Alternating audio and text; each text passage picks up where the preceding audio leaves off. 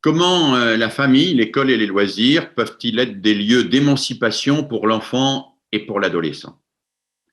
Je pense qu'ils peuvent l'être dès lors que précisément ils se complètent efficacement. Tout enfant a besoin d'un environnement familial sécure.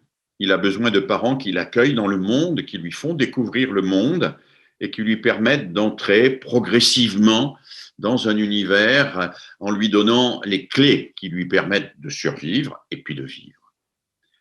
Mais l'enfant a besoin de l'école, bien sûr. Il a besoin de l'école parce que l'école n'est pas simplement le lieu où il va apprendre des choses, c'est un lieu où il va apprendre avec d'autres. Il va d'abord apprendre qu'il y a d'autres enfants qui ont d'autres familles, où ça ne se passe pas exactement comme chez eux. Et puis, il va apprendre qu'il y a d'autres savoirs que les savoirs qu'il a acquis dans la sphère familiale avec ses proches.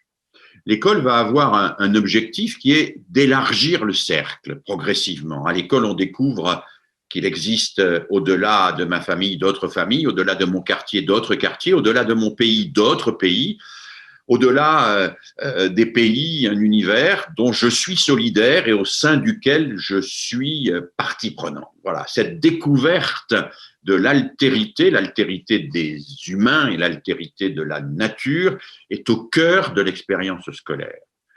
Et à ce titre, elle complète remarquablement l'expérience familiale. C'est la raison pour laquelle le trajet, y compris le trajet matériel, le déplacement à pied ou en transport en commun de la maison à l'école est si important pour l'enfant parce que ça marque psychologiquement qu'il change de lieu et qu'il passe d'un lieu qui était un peu fermé sur lui-même à un lieu qui a pour objectif de lui donner la possibilité de rencontrer les autres.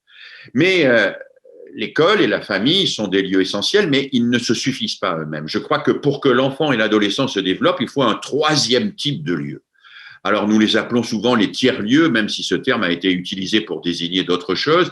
Les tiers-lieux, ce sont les clubs de football ou de philatélie, de modélisme ou d'engagement vis-à-vis des pays du Sud, ce sont les groupes de théâtre, c'est aussi la bande de gamins qui va jouer au pied de l'immeuble. Ce sont des lieux où on va rencontrer des pairs, P-A-I-R-S, sans avoir l'autorité d'un adulte qui fait la loi, comme le père et la mère de famille font la loi, comme l'enseignant fait la loi dans la classe et impose, alors pas tout, mais impose d'apprendre quand même des mathématiques, de l'anglais, de l'histoire, de la géographie. Là, on va choisir ensemble ce qu'on fait. Choisir ensemble ce qu'on fait et le choisir avec d'autres enfants. On va apprendre à prendre des responsabilités dans un collectif. Et je crois que ça va être déterminant pour une grande majorité des enfants. D'ailleurs, beaucoup d'enquêtes nous montrent que quand un enfant ne réussit pas en classe et qu'on lui dit de diminuer ses engagements dans le loisir, on fait fausse route, puisque les enfants qui réussissent le mieux en classe sont ceux qui ont le plus d'engagement à l'extérieur de l'école.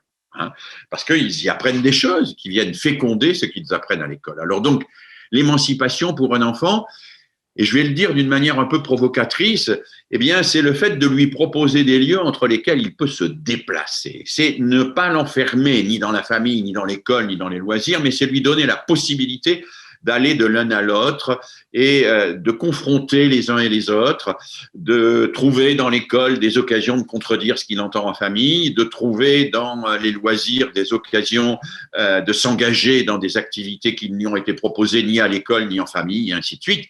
C'est cette complémentarité, ce sont ces trois piliers qui permettent à l'enfant, au fond, de se construire une personnalité, d'accéder à ce processus de subjectivation où il n'appartient ni à la famille, ni à l'école, ni au club de jeunes. Il appartient à aucun des trois. S'émanciper, c'est n'appartenir à aucun des trois, c'est se construire soi-même à l'intersection de ces trois, en prenant dans ces trois ce que ces trois lieux, ces trois espaces éducatifs ont de meilleurs et qu'il faut, me semble-t-il, combiner ensemble pour qu'il soit véritablement un écosystème cohérent au service du développement de l'enfant.